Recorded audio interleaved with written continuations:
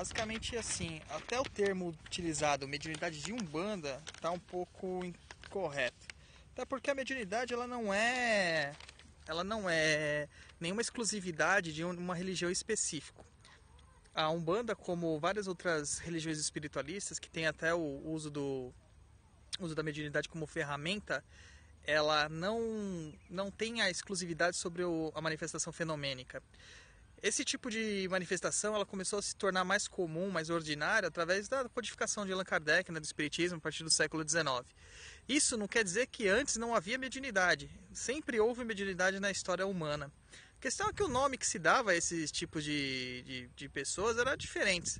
Esse termo médium, né, que seria o intermediário, o meio, foi cunhado provavelmente pelo Kardec mesmo e acabou se popularizando para todos os outros segmentos espiritualistas. Antes a gente podia encontrar que mesmo no Brasil, nas religiões de Jurema e Catimbó, o médium é muito conhecido como aparelho, ou cavalo, né? Que a gente também vê muito falar isso na Umbanda, sobre o cavalo. Então, mas o que é a questão da mediunidade na Umbanda? A mediunidade de Umbanda, que provavelmente a gente fala mais assim, é a mediunidade de incorporação.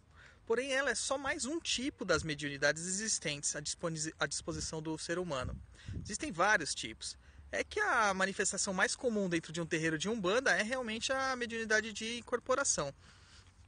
Essa mediunidade, ela também não é exclusiva da Umbanda. Dentro do Espiritismo, a gente pode encontrá-la de outras formas. Até porque a incorporação, na verdade, ela é uma manifestação de vários dons mediúnicos, da psicofonia, dos dons de intuição, dons inspirativos, de algum processo de mediunidade de cura através dos passes, entre outras coisas mais. Até algumas questões, algumas vezes, até manifestações físicas mesmo. Então a mediunidade a gente pode dizer que ela não é exclusiva nem da Umbanda, nem do Espiritismo, nem de qualquer religião ou culto ou prática que existe. Apesar da incorporação ser o tipo mais comum da mediunidade, a gente também tem outros tipos de mediunidade dentro da Umbanda. Tem a famosa mediunidade de transporte, né? Hoje em dia, muito raramente se vê um médium de transporte. O médium de transporte, na verdade, ele é simplesmente um meio pelo qual certas entidades vão passar para levar um choque anímico. Entrar em contato com o fluido ectoplasmático do médium, né? Para ter certas sensações da vida aqui mesmo, da vida terrena.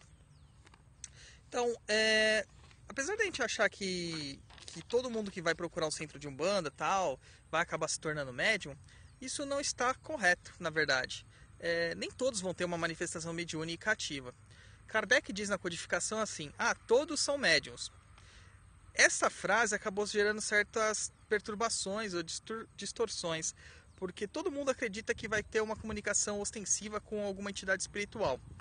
O que Kardec disse é que, na verdade, todos nós sofremos influências espirituais de alguma forma, seja ela através da inspiração, da intuição ou de outros processos mais ativos da mediunidade, como a própria incorporação, a própria psicofonia, psicografia, processos de clarividência, clareaudiência e afins.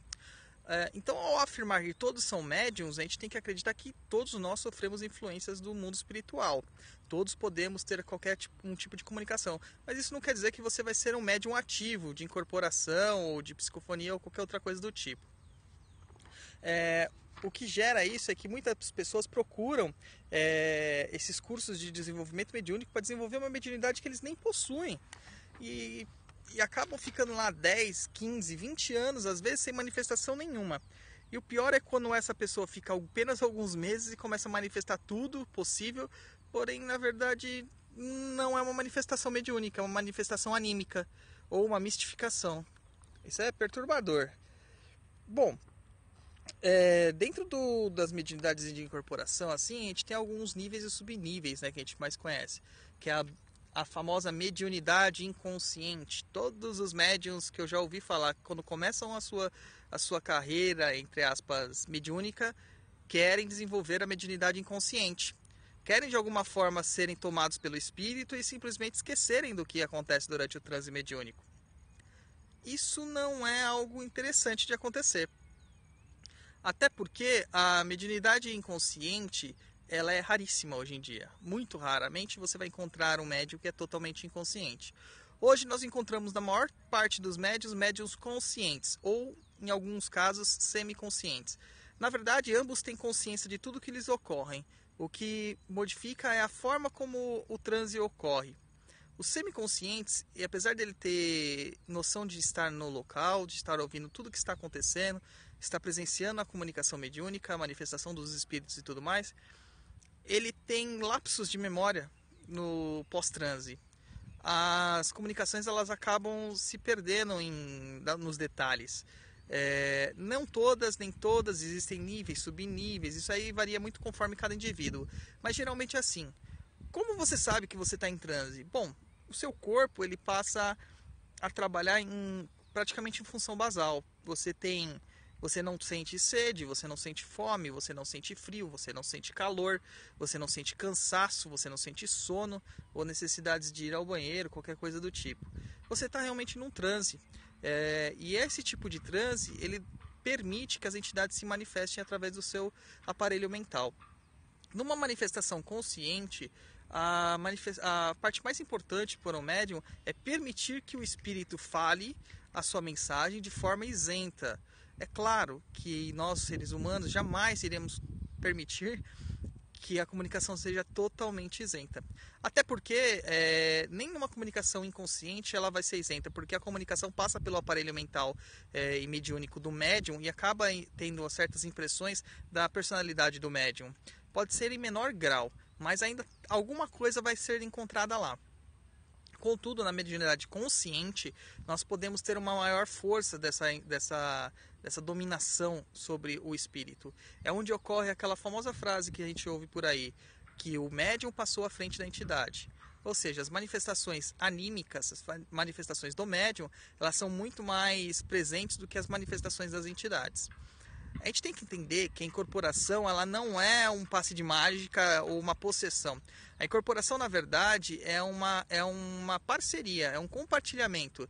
Você vai compartilhar o seu corpo material, parte do seu duplo etérico e seu veículo físico para uma entidade, uma inteligência extracorpórea poder transmitir as suas mensagens. Só que essa inteligência ela também precisa de que seu mental e seu aparelho mediúnico seja bem afinado, interessante. É uma ferramenta afinada com a espiritualidade. Ou seja, você tem que estudar, você tem que praticar a reforma íntima, você tem que ser uma boa pessoa, você tem que fazer tudo aquilo que os espíritas, católicos, budistas, evangélicos e afins dizem que está incluso na moral da religião deles. Não importa qual moral seja essa, se tornar um ser humano melhor. A partir do momento que você se torna um ser humano melhor, você também vai ser um médium melhor. Então a gente tem que entender assim, o que a gente precisa para trabalhar na Umbanda como médium? A gente precisa ter essa missão na nossa coroa mediúnica. É necessário que a gente seja realmente um médium em corporação, ou seja, um médium auditivo, um médium vidente, um médium que psicografa, ou enfim, qualquer coisa. Mas você precisa ter esse dom mediúnico dentro da sua coroa mediúnica. Não adianta tentar você desenvolver algo que você não possua. O que vai gerar é que depois de muitos e muitos anos você vai ser uma pessoa frustrada com a religião, com a mediunidade e com a espiritualidade. E não é o intuito da Umbanda e de nenhuma religião que você se sinta assim. A verdade, você pode ser muito mais útil às vezes, não sendo médium, não doando a sua matéria para um espírito, do que realmente sendo um espírito incorporado ali em transe. Existem funções dentro da Umbanda que você não precisa de uma incorporação ou uma mediunidade ativa. É o caso dos cambones, que são especialmente essenciais e dentro de um ritual umbandista. É outra coisa que está se perdendo nessa Umbanda moderna, nessa neo-Umbanda, a existência do cambone. Ele dá suporte fluídico, ele dá suporte emocional, ele dá uma segurança para o consulente que está ali, porque tem determinados palavreados que as entidades usam que eles não entendem, e o Cambone já pela experiência acaba compreendendo. E você também tem a figura dos curimbeiros, né? O pessoal que toca os oganzos, o pessoal que toca os atabaques, que canta e tudo mais, que tem uma importância vibratória incrível dentro da Umbanda, porque eles realmente enchem o terreiro de energia. Então a gente tem que ver assim, é importante ter mediunidade desenvolvida?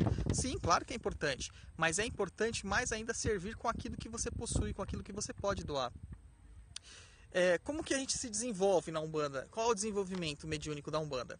O desenvolvimento mediúnico, ele é sempre feito de forma individual. Essas turmas muito grandes, de muitos médiuns e tal, elas têm até uma intenção interessante, de formar vários médiuns no sistema padronizado e enlatado até. Mas a gente tem que entender que cada indivíduo tem suas próprias particularidades, tem seus defeitos, tem seus medos, suas inseguranças. A função do pai de santo e também dos pais e mães pequenos é amparar essas pessoas e guiá-los no seu desenvolvimento mediúnico. Não adianta simplesmente eu jogar 40 filhos dentro de uma corrente e falar: hoje a gente vai vibrar todo mundo na força de caboclo pena branca, sendo que você nunca vai receber um pena branca. Não tem um pena branca na sua coroa mediúnica. Você recebe, sei lá, um flecha azul. Então é complicado colocar tudo no mesmo balaio, deixar tudo por um padrão, definir algo como algo enlatado, algo engessado, algo pasteurizado, né? É difícil, até porque eu sou diferente de você, você é diferente de mim, que é diferente do terceiro. Cada um vai ter uma forma de desenvolver a sua própria mediunidade.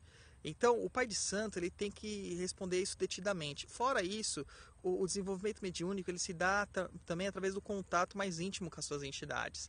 A gente, numa turma muito grande, a gente acaba perdendo esse contato íntimo com as entidades. Quando a gente tem uma turma um pouco mais reduzida, a gente respeita o momento de cada um, não há tempo a ser cobrado, e principalmente não há valor a ser cobrado, que infelizmente impossibilita muito de continuar o desenvolvimento mediúnico, até porque a mediunidade é um dom que deve ser desenvolvido de graça.